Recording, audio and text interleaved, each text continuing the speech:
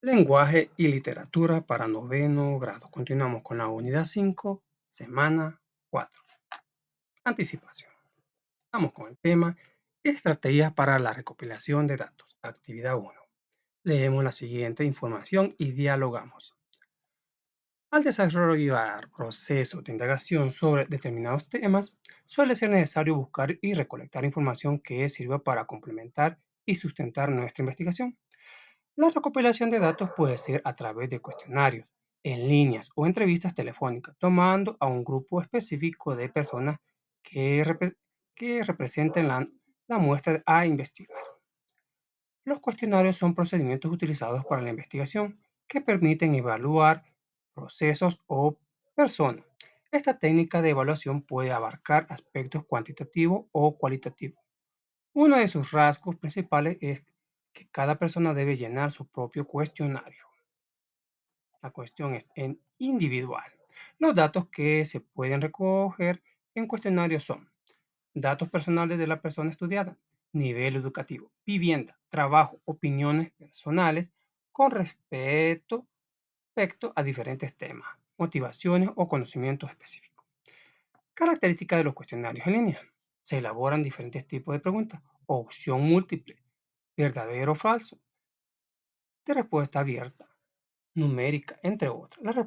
Las respuestas abiertas tienden a recoger todo tipo de información, mientras que en las preguntas cerradas no. Por ejemplo, si se pregunta, ¿estudia o trabaja? Solo hay una posible respuesta. Al realizar los cuestionarios de forma en línea, las respuestas se visualizan en tiempo real. Los cuestionarios en línea en- tienden enlaces para compartir a través de un sitio web, email, Facebook, Twitter, etc. Preguntas cerradas, ejemplo. ¿Tiene en su domicilio acceso a Internet? Tiene tres posibles respuestas. Sí, no, a veces. Cualquiera de esas vamos a marcarla. Este es un ejemplo, esto no lo vamos a manchar. Pregunta de escala cuantitativa. ¿Cuántas veces a la semana consulta el material didáctico? ¿Qué se le entregó? Diariamente, a veces nunca. Más adelante vamos a elaborar un cuestionario. Elabora en el cuaderno dos preguntas de falso y verdadero. Al terminar las compartimos. Las vamos a sacar de aquí, de este texto. Vamos a sacar tres preguntas. Vamos a ver cómo salimos. Va. Elaboramos en el cuaderno dos preguntas de falso y verdadero. Al terminar las compartimos. Primera pregunta. ¿Los cuestionarios en línea o entrevistas telefónicas pueden ser fuentes de recopilación de datos? Cierto. Falso o verdadero. Bueno, aquí no nos dicen que las contestemos, pero nosotros las vamos a contestar. Le vamos a poner verdadero. Porque los cuestionarios en línea o entrevistas pueden ser fuentes de recopilación de datos. Siguiente pregunta. ¿Los cuestionarios son procedimientos erróneos para una investigación? ¿Cierto o falso? Repitiendo la pregunta, ¿los cuestionarios son procedimientos erróneos para una investigación? ¿Son, son erróneos o son... es falso o verdadera esta información? Son falsos. Porque los contenidos sí son procedimientos, no son erróneos, son una fuente de información. Sí la contestamos. Continuamos.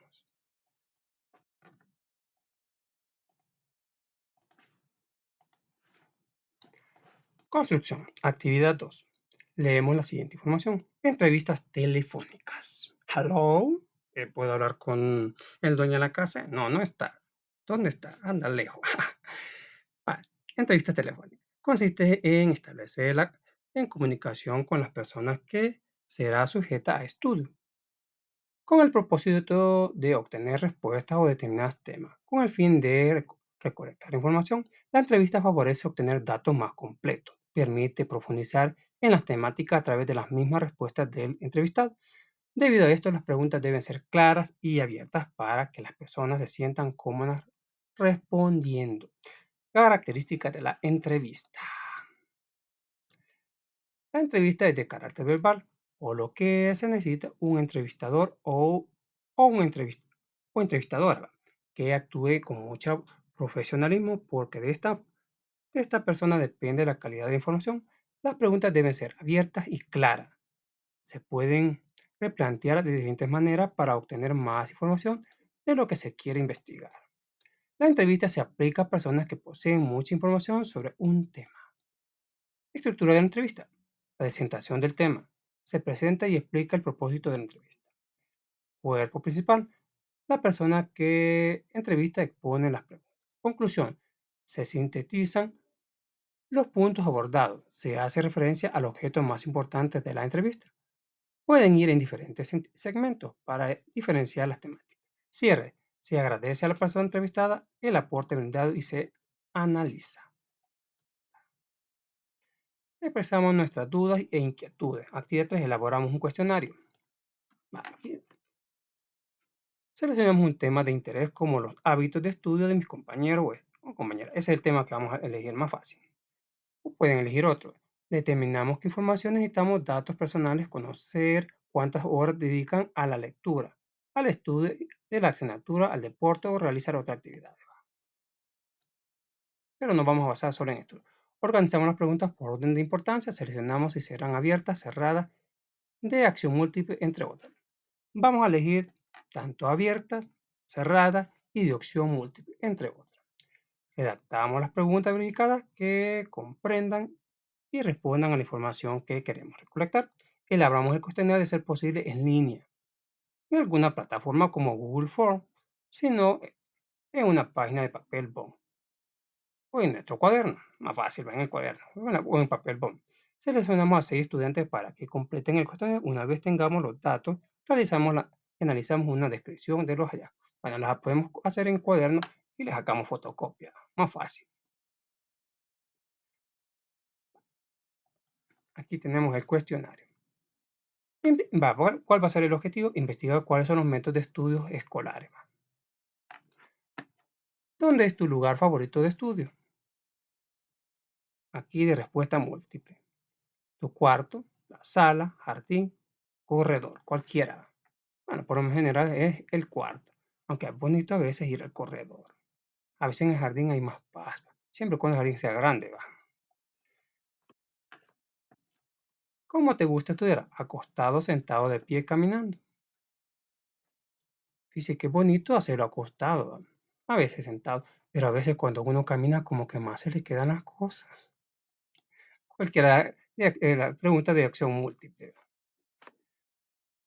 Ah, pregunta cerrada. ¿Tolera el ruido al momento de estudiar? Aquí vamos a contestar sí o no. Esta será una pregunta abierta. ¿Cuál es tu hora favorita de estudio? Siguiente pregunta. ¿Cuál materia te cuesta menos entender? Hay preguntas abiertas. Puede opinar lo que quiera. ¿Cuál es tu materia favorita? Y pues si le gusta lenguajes, matemáticas, inglés, etc. ¿Cuántas horas estudias por materia?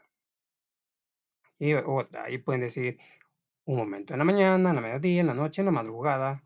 Aunque en la madrugada no muchos recomiendan porque amanece uno con sueño. ¿Te gusta estudiar en soledad o en equipo? Pregunta abierta también. Ahí puede contestar lo que quiera. ¿Tienes problemas de concentración? Aquí respuesta puede ser múltiple. Puede ser poco, mucho, nada. ¿Tus apuntes escolares te ayudan a repasar para los exámenes? Pueden decir poco, mucho o nada. A veces los apuntes a veces no funcionan. A veces es mejor investigar o poner atención. ¿Te apoyas a entender para comprender estudios? Y vamos a decir poco, mucho o nada.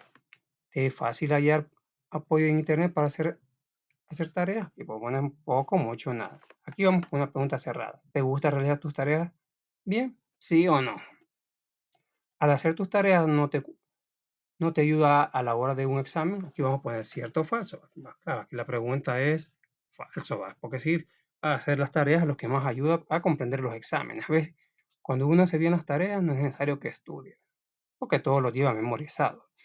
Me acuerdo para la clase de estadística, una vez memorizaba la fórmula, ya casi creo que hasta 10 me sacaba. La fórmula a veces era hacer como 40 ejercicios de estadística. Pregunta 15 y la última. ¿Comprender un tema te ayuda a la hora de estudiar? Falso, ¿verdad? La pregunta es verdadera. Comprender un tema ayuda a la hora de estudiar, porque si no entendemos el tema por gusto que leamos. Compartimos los datos y recopilamos con la base, con la clase y analizamos y concluimos. Y tenemos el cuestionario. Continuamos. La ficha textual. Función y utilidad. Actividad 4. Leemos la siguiente información y dialogamos. Las fichas son útiles para registrar las características biográficas y editoriales de la fuente, libros, diccionarios o revistas, tesis y periódicos, documentos de internet, entre otros, que se consultan de un autor o autora sobre determinados temas. Al realizar una investigación, una de las acciones principales es la búsqueda de información que está relacionada directamente con la sintetización de la fuente. Es decir, que al investigar encontrarás documentos o libros que contengan citas que quieras guardar y que te serán útiles a la hora de realizar un trabajo o investigación. Para eso, utilizar una ficha textual. Una ficha textual consiste en la cita de un determinado autor o autora, es decir, que se copia textualmente el fragmento que interesa de un libro, revista o periódico y se toman notas de los datos. Sigue los pasos. Toma nota de los datos, ideas relevantes. Anota la información que te interesa. Utiliza comillas en la cita textual. La cita debe ser breve. Observamos la estructura de la siguiente ficha textual. Vamos a leer la primera. La era de Isabel I en Inglaterra fue la unión del Renacimiento, Shakespeare. La reforma Isabel y el unicismo Bacon es una explosiva concentración de genio e historia. Cientos de factores contribuyeron para dar un ejemplo, resultado de la liberación de Inglaterra del control externo de su vida religiosa e intelectual. 45 años de estabilidad política y desarrollo bajo una reina juiciosa y sus discretos consejeros. Durán Will 2003, Héroes de la Historia, Buenos Aires, Argentina, Sudamérica, página 323.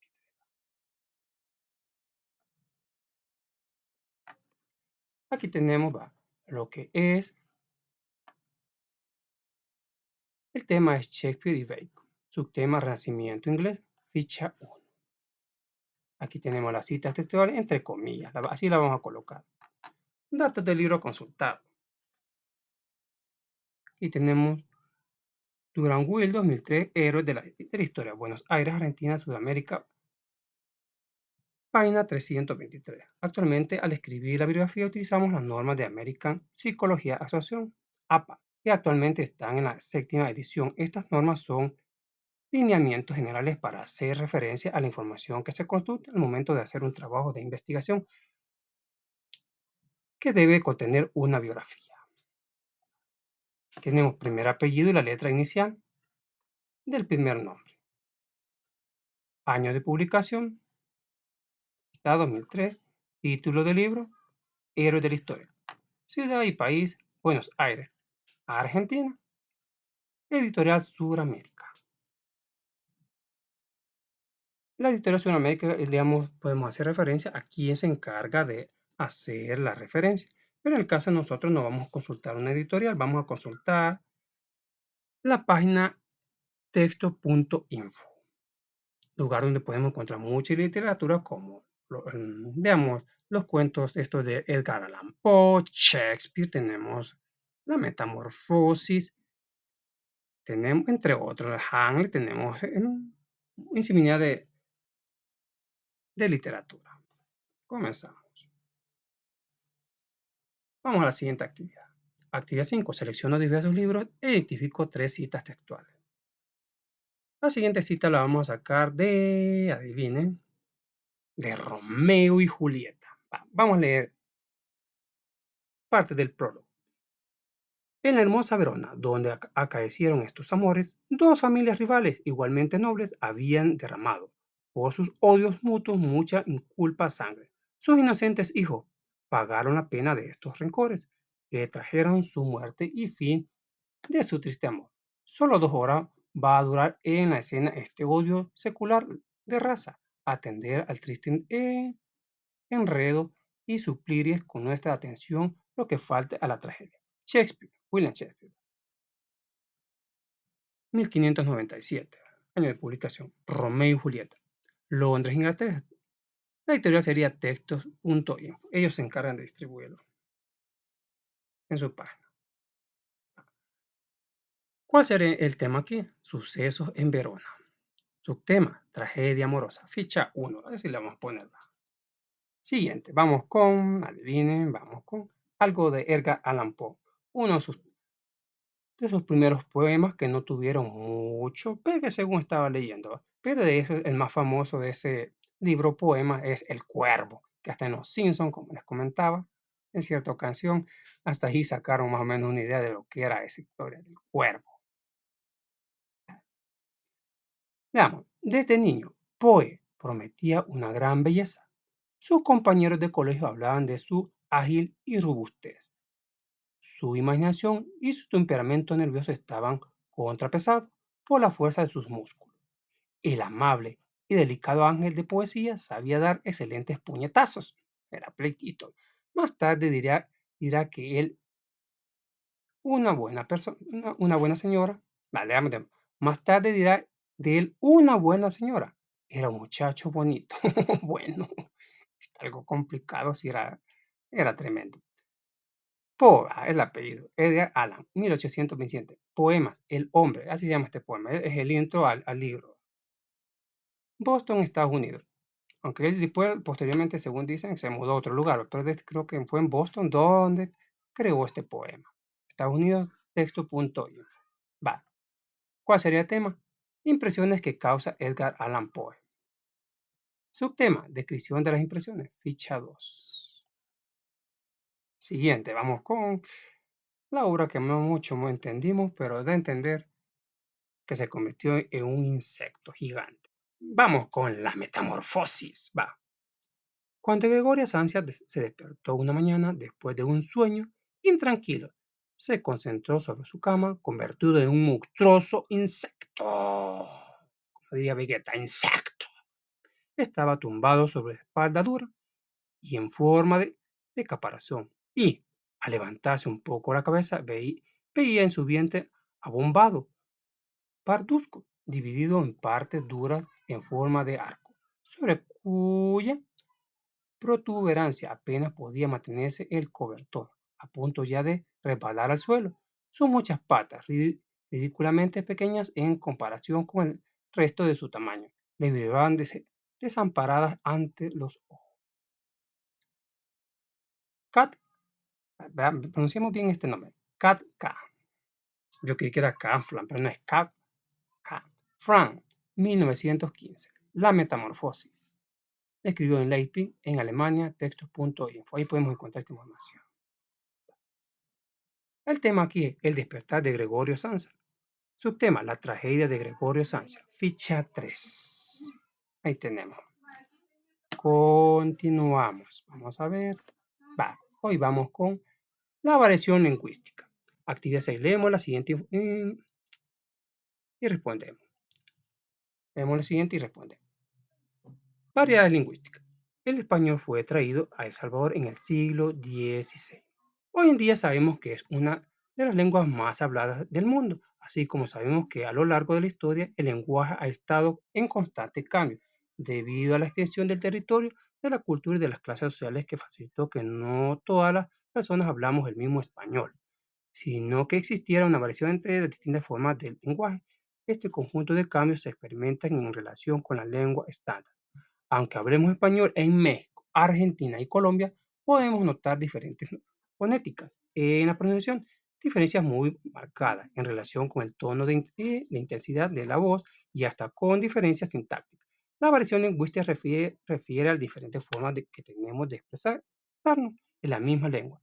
En el lenguaje también es importante la competencia comunicativa, es decir, tener la capacidad de comunicarnos adecuadamente de acuerdo con el momento preciso en el que nos encontremos, adecuarnos a la situación, es decir, que un hablante domina mejor una lengua cuanto más códigos lingüísticos puede utilizar diversos contextos.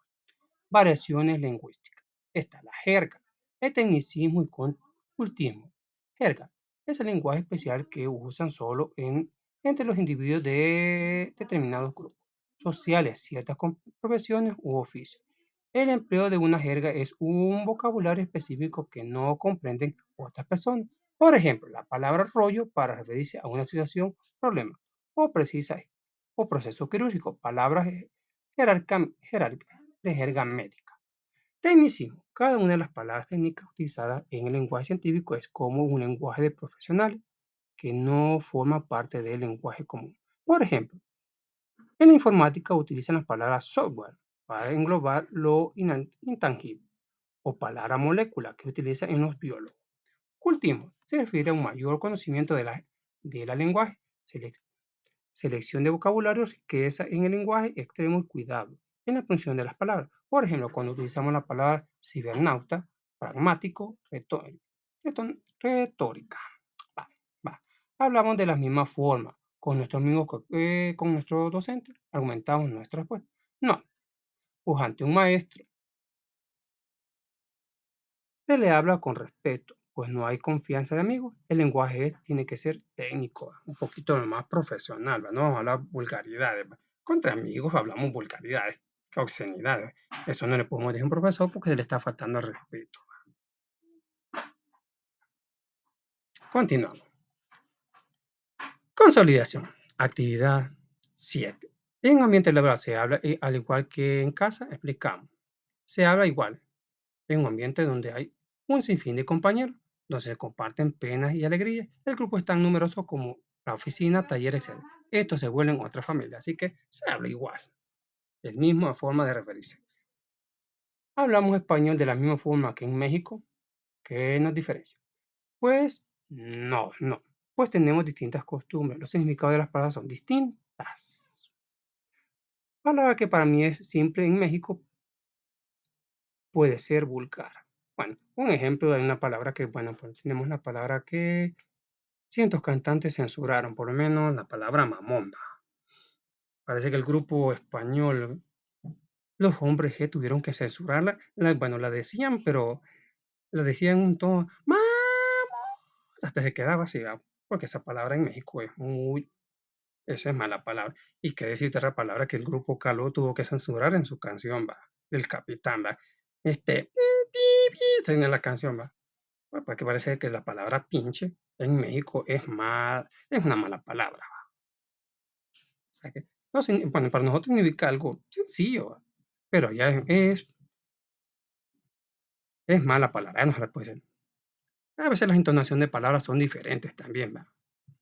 Hola, primo.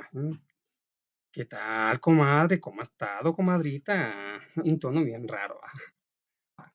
Continuamos. Identificamos y explicamos tres ejemplos de la jerga: tecnicismo y cultivo. La jerga.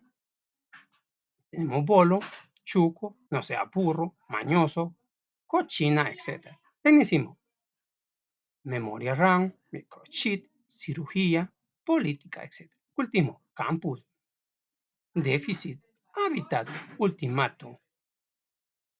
Conserva sobre campus de campo, ¿va? Déficit de deficiencia, hábitat de habitación, ultimátum de que ya se le dijo lo último. Escribimos un párrafo sobre el medio ambiente con lenguaje expresado con tecnicismo propio de la ciencia. Vale.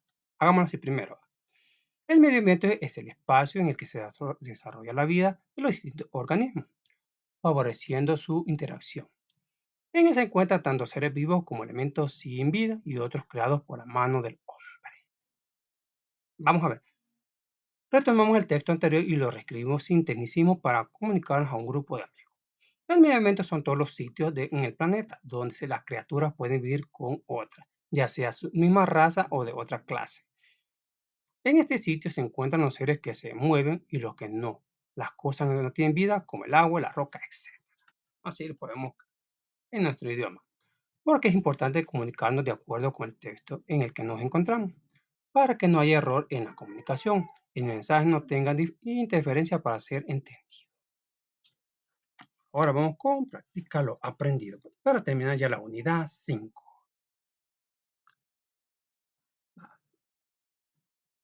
Realizo lo siguiente. Antes de escribo en mi cuaderno sobre qué creo que tratará el fragmento de insensatez. ¿De qué tratará? ¿Qué idea? Insensatez. Basémonos solo en el título. Dice, ¿de qué creemos que va a tratar el título? Falta de buen juicio, prudencia, falta de prudencia. Este es uno solo.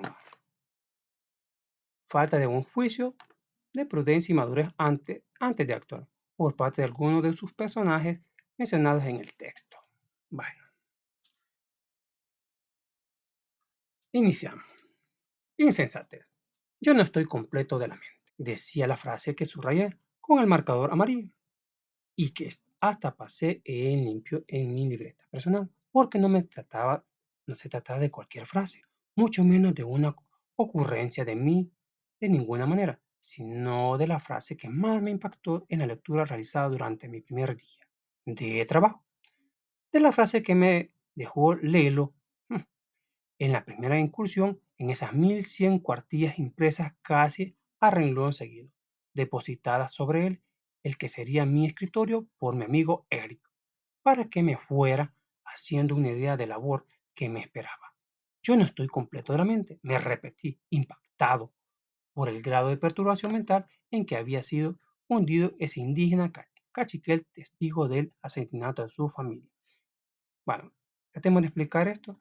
El muchacho le toca hacer el trabajo de pasar a nuestro idioma más actualizado y un retoque de algunas notas dejadas hace muchos años en el lugar. Él se encontraba en una oficina. Continuemos.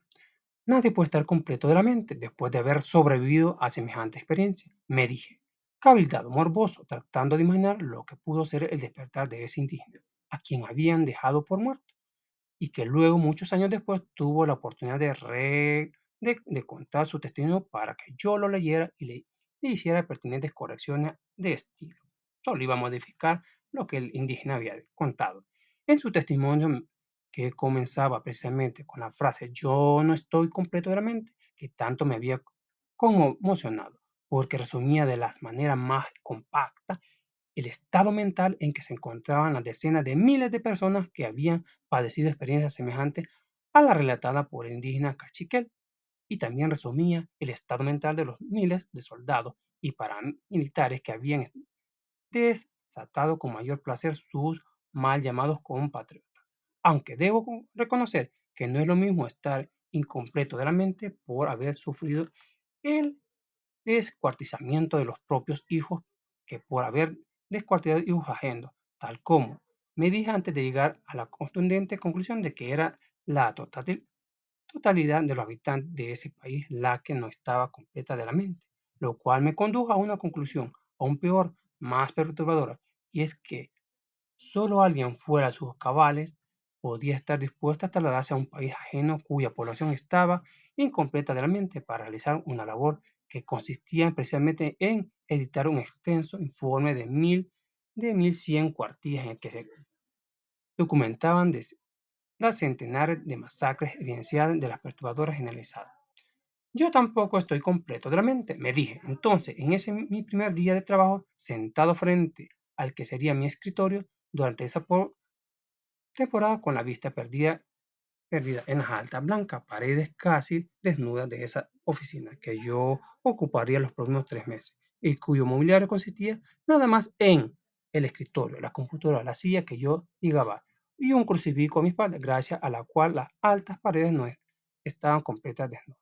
Yo me encontraba a la hora precisamente en la sede del arzobispado frente a 1100 cuartillas a renglón, seguido de que contenían los espeluznantes relatos de cómo los militares habían exterminado decenas de pobladores con sus habitantes. Yo soy el menos completo de la mente. De todo pensé, con alarma mientras que ponía de pie y comenzaba a pasearme como animal. Horacio Castellano Mocha. Bueno, pasamos a la actividad. Vamos a llenar todo esto. A continuación, aquí vamos a hacer un resumen de lo que leímos. Así que tenemos que comprenderlo bien. Si gustan, nos pueden volver a leer porque vamos a hacer ya como a resumir, a sintetizar lo que va a tener un inicio, desarrollo y desenlace. Pero vamos a contestar primero las preguntas. Ahí está ya. Después de la lectura, explico en qué consiste el trabajo del personaje principal, en retocar la forma de expresarse de algunos documentos.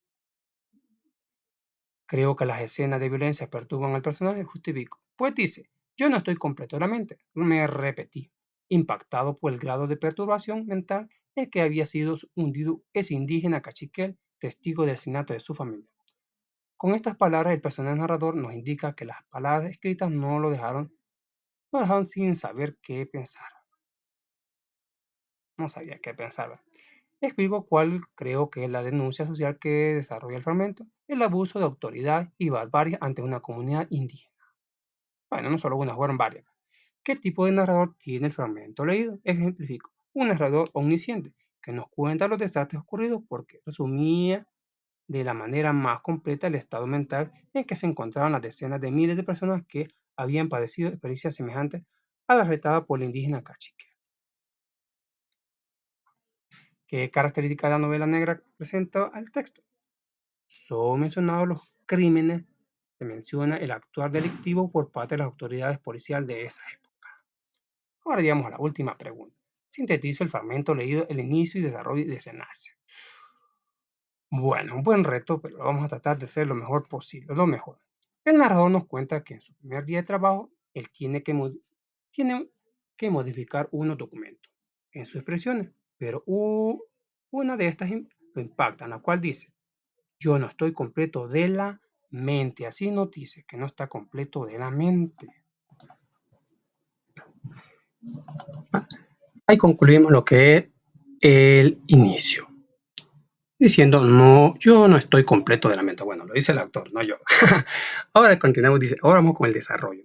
En la nota analizada se cuenta el testimonio de un indígena cachiquel de cómo fue testigo de las barbaries criminales cometidas en contra de su familia.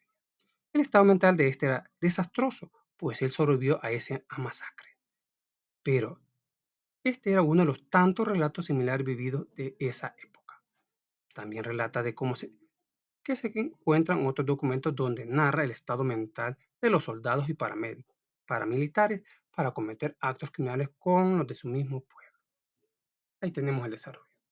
Y para finalizar, el desenlace dice, para concluir, dice el narrador, yo tampoco estoy completo de la mente. Bueno, después de ver todo lo que leyó, ¿va?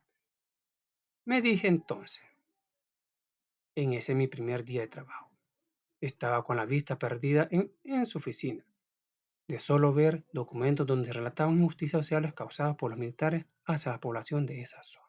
Así concluimos el relato. Bueno, eso ha sido todo. Muchas gracias por su atención. Nos vemos hasta la próxima. Muchas bendiciones.